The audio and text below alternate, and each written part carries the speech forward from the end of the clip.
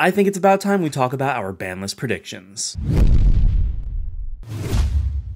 What's going on, guys? Super Insane 18 here, and as stated in the intro, today we are going to be going over our predictions for what is hopefully an upcoming ban list. Obviously, it is no shock to everyone that a ban list is a very much needed change to the game. However, I for one personally hope that we don't get it until after all of the upcoming events like the NAWCQ and the other championship qualifiers as well, just because going into an event with a brand new ban list and no time to actually test or prepare is honestly kind of toxic, and that's what happened with the last list coming out a week before YCS Raleigh. So while we do need one, I hope that we at least get to finish up these upcoming events before we get one. So we're going to go ahead and go over what we think needs to be hit. Now, this list might not look too different from other ban list predictions that you're seeing, but that's because the format is pretty much solved and everybody's pretty much in agreement of where the changes need to happen. So let's go ahead and jump on into it. To kick things off with the banned section of the list, I think that it is finally time that Konami is going to ban Albion the Sanctifier Dragon.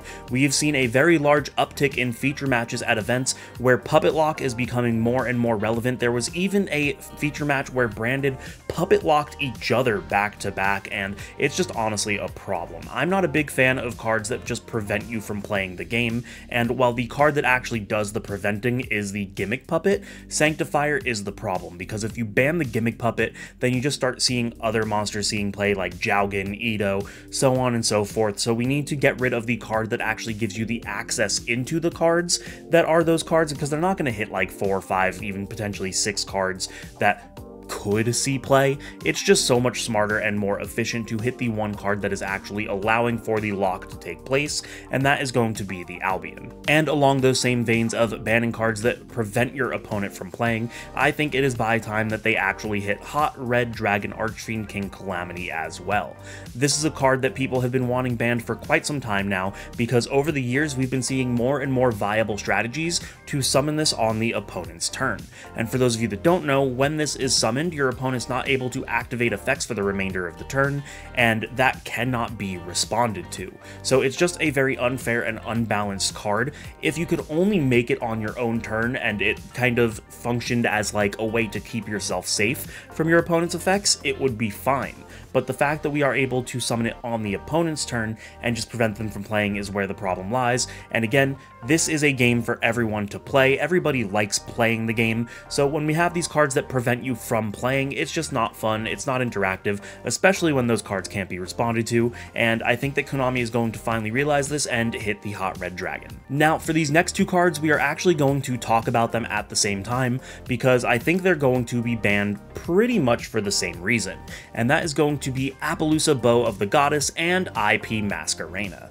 Now, the reason I think that both of these are going to be hit is because history repeats itself, and this is exactly what we saw with Rarity Collection 1, and then the subsequent banning of both Baron de Fleur and Borreload Savage Dragon. They were cards that were in desperate need of reprints to make them more accessible for everybody, as they were seeing a very high amount of representation in decks like Snake Eye, and so people needed that access to them. Getting that access to them was a little bit counterintuitive because it made it very, very broken and unfair for the game, and so they then got quickly banned thereafter. And I think that that is exactly the same thing that is going to happen with both Appaloosa and IP. Now, Appaloosa is definitely the bigger offender of the two, because being able to put up 2, 3, maybe even 4 negates on your opponent for almost no commitment off of 1 or 2 card combos, being able to put it up early in your combo to prevent your opponent from being able to hand trap you effectively, I think that is just a very oppressive card, and a lot of people have been wanting it banned for some time anyway. I think that this reprint is just the nail in the coffin. They made their money off of it in Rarity Collection 2. It's time for it to go, honestly. It's just a very, very oppressive card. And then going back to the IP Masquerena, while I don't think that this necessarily needs to be banned, IP Masquerena is definitely a very strong card, allowing you to link during your opponent's turn. At first, that wasn't really that big of an issue. You maybe made a nightmare monster like Phoenix or Unicorn, and were able to get some kind of interruption during the turn, but we've been getting more and more broken cards for IP to go into, not to mention the SP, which is a banish on summon and a banish on field, so that's now 2 interruptions off of the 1 IP Masquerena, and again, it got the reprint. It's going to follow the same line that the Rarity Collection 1 did with Baron and Borreload, and I just think that these two cards are next on the chopping block. And the last card that we are going to be talking about as a banned option is actually not what you guys might think, and that is going to be Snake Eye Oak. Now, a lot of people are crying for Flamberge or Snake Eye Ash to get hit, but I think Oak is where the hit is actually going to lie for a few reasons. First and foremost is that Konami wants to make sure that you are buying their new product, and what does Fiendsmith go best in but Snake Eye? So by banning outright the Flamberge or the Ash, first off, Ash just got a reprint as an OTS ulti, so that's not going to happen. But by banning those two cards outright, it pretty much makes the deck just flat out unplayable. So you want the deck to still be playable, that way you can sell your Fiendsmith in info and whatnot, but you don't want it to be as strong as it is, and Oak is surprisingly a very strong card. The utility that it offers is insane. It allows you to play through something like D-Shifter because it summons back from the banish. It allows you to recur resources because it just summons and adds back to your hand as well. It's able to summon Flamberge from the deck, which, yes, that's also what Snake Eye Ash does, but you're only going to have one of it if you ban the Oak, so it's really not that oppressive. I think that Oak is the slap on the wrist that Snake Eye needs to definitely get kicked down a notch as far as the power level of it goes without flat right killing it. So I think that that's probably what we're going to see on the ban list. We do have some other Snake Eye hits in the list going further, just not in the banned section, so let's go ahead and talk about those. Moving on to the limited section, we are going in with another Snake Eye hit, and that is going to be Flamberge. The reason that we have Snake Eye's Flamberge Dragon at 1 is because a lot of pure Snake Eyes are playing 2 of it, and while this might not seem like the greatest of hits because some of the variants are only playing 1, that's just it, those are variants. We see things like Fire King and some people still on Rescue Ace, those are only playing the 1 copy because 2 is bricky, but for pure Snake Eyes, 2 Flamberge is absolutely essential to the combos. Not only do you always want to have one on your end board, but you always want to have one that you can either place in your spell trap zone off of something like Divine Temple, or to be able to overlay into something like a Hope Harbinger, and losing one of those copies definitely makes it a little bit harder. You no longer have the safety of doing either of those options because you always want to make sure that you have it on your end board, and by doing that, you now lower the consistency and the overall power level of the end board that you can make by downing the count of Flamberge to 1. So while it's kind of just like a slap on the wrist, again, I don't think that Snake Eye is going to be flat out murder this ban list just because they still have product they want to sell, and I think that putting it to 1 is definitely a reasonable solution, especially since we have Oak banned anyway. Being able to summon or use more than 1 is going to get a little harder anyway, so I think that it just makes sense to leave it at 1. But for this next card, again, we are going to talk about 2 separate cards despite only one of them actually being in my prediction, and that is going to be both Diabellstar the Black Witch and Wanted Seeker of Sinful Spoils. Now, I was mulling back and forth of which one of these cards was going to get limited, and they both have their reasons. If you put the Diabellstar to 1, then you lose a little bit of consistency in opening it, and you do rely on the Wanted, but then you still have the option of using it more than one time, since Wanted is able to add it back from your grave to your hand, meaning that despite losing out on the consistency, you still have that option for it to be recurable. And then on the other hand, we have Wanted, which,